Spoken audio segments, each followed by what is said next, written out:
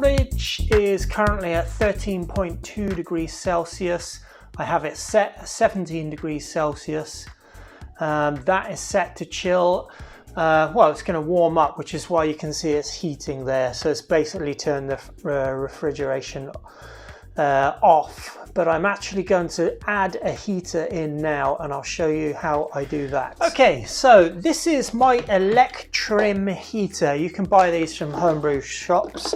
You can use a belt around the outside, or a little pad that goes underneath your fermentation vessel. I like this one because it goes straight into the center, and also when I open up my fridge at night time, I can actually see whether the light is on in here. If the light is on in here, it means that the ENTIRE is heating the beer very gently.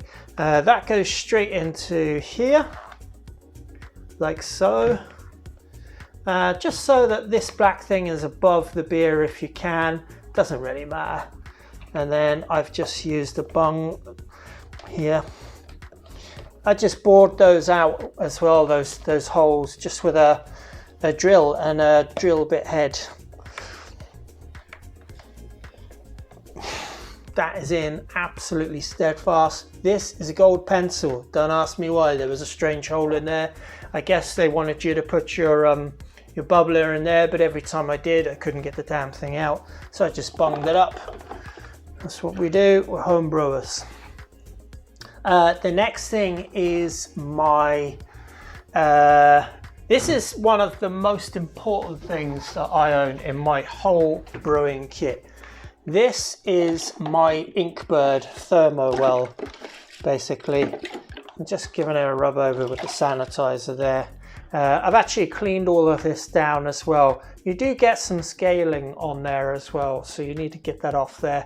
I shoved the bung in here, but the great thing about this is it goes into the pretty much the center of my beer. And when it gets in the center of your beer, it means you're getting a true reading of what your beer is. You know, the thermal mass, the epicenter of the beer, or as close as I could get it, let's say. And the reason I want to do that is because I want to be able to know off of this thing here, and it's telling me right now, in fact, so you can look at it, that my beer is 20 degrees Celsius. It has switched already to cooling, which has turned on the fridge. So I need to get this beer into the fridge, but it's 20 degrees, perfect time for putting it in the fridge. It'll chill it down in the next couple of hours, and within 12 to 24 hours, I'll start getting signs of fermentation. But that there is taking the reader of the epicenter of my beer, and that is important during fermentation.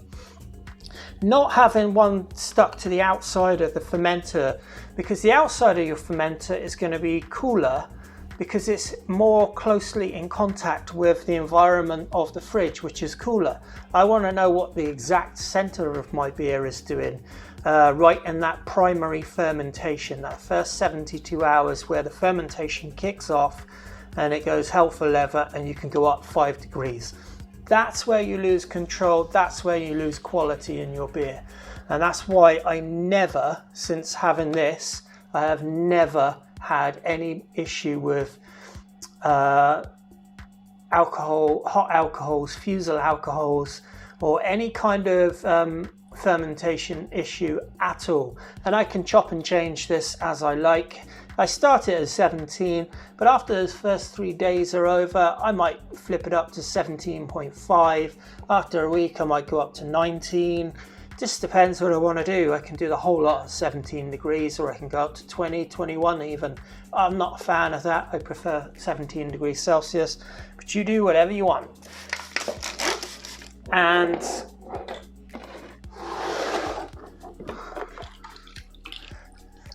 the last thing is my grommet and my bubbler, which I already put in this bucket last night, so I don't have to look for it right now. I'm just going to leave them back in there because I need to put this into the fridge and spray the whole thing down, and spray the fridge while you're at it. Just the fridge freezer, repurposed. I painted it with chalk paint. that's how my beer fits in there. A little bit awkward getting it in while you're trying to record it on camera as well. Now I can get my grommet and my bubbler. I can put the grommet in first actually, because I don't want to push out all of the oxygen that's in there. I want to fill this up so it's up to about here and here. Put the lid on so that it doesn't suck all of my bubbler.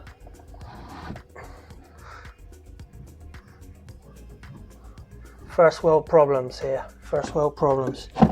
Let's not drop the whole beer though, eh? Come on, in you go. There you are.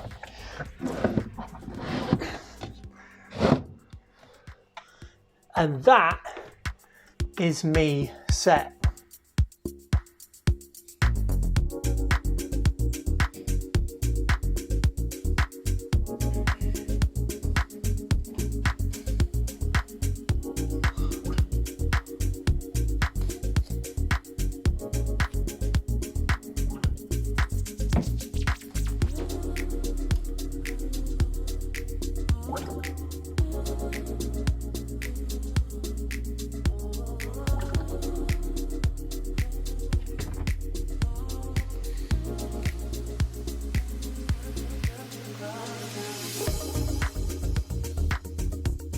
Okay, so what I want to do now is just take a couple of minutes to reflect on some of the things that I've done, some of the things that I'd like to improve on for the next brew that I do, things that I think have gone right and things that I think that could have gone better. To begin with, I'm really happy about the planning. We've planned out the brew, we know exactly what we're doing and why we're doing it and why the ingredients that we've put in we've actually gone with, and we're hoping that that's not going to make too much of a roasty character in the beer. We've gone with the right kinds of malts, the right kind of clean attenuating dry yeast. We've got our mash profile down to, I think it was 65 we mashed in, maybe 65 and a half. We lost half a degree, nearly a full degree in the mash, so we got it down even a bit lower, which is absolutely perfect. Very happy with the Voluf and the Lauter. So everything in the actual build up to the beer, setting up the night before, all of that went absolutely perfectly. Something that I wasn't happy with was I expected to be able to go and buy my brewing water from a supermarket in bottles. The particular brand that I was looking for wasn't there, so this is just one of those additional reasons why I'd want to upgrade to reverse osmosis water, so that I can go onto Brewer's Friend or Beersmith or Brew and Water and plug in my RO and build up the water chemistry and research the style of brewing water that I want to use for the beer that I'm designing. If I do that, I expect my beer to be upgraded again. So, you know, it's been upgraded with the planning, it's been upgraded with the way that I mash the beer, and it's also been upgraded with my fermentation plan, which is great. So the next upgrade for me will be to really dial in that water chemistry, and pretty much there's nothing else to do after that. I know exactly where I am with the rest of the brew. We ended up with really great efficiency, better than expected when I plugged it into Beersmith, so I will now go back to Beersmith and redial in my brewing profile to reflect getting better efficiency out of that particular style of beer. So one of the things that I will definitely improve upon in my next brew is going to be the Whirlpool steeping hops.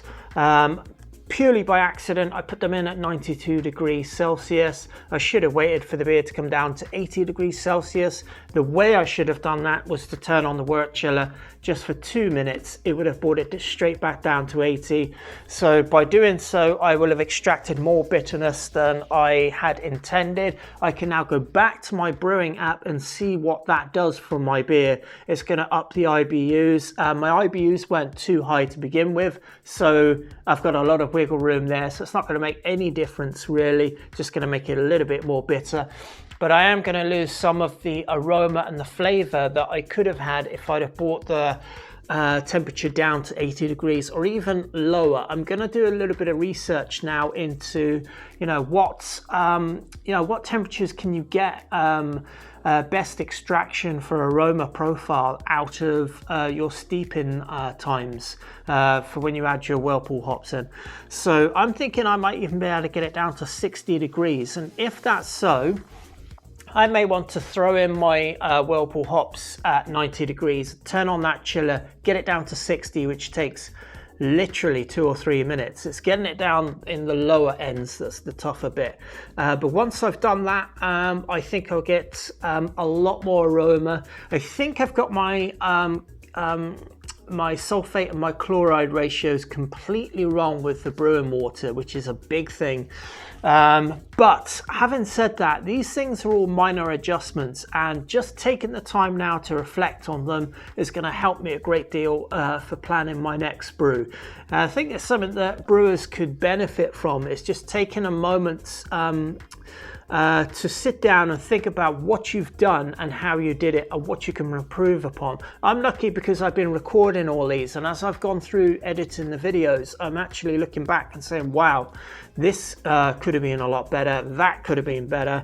Some of the things that I was talking about in my brewing water just aren't spot on at all.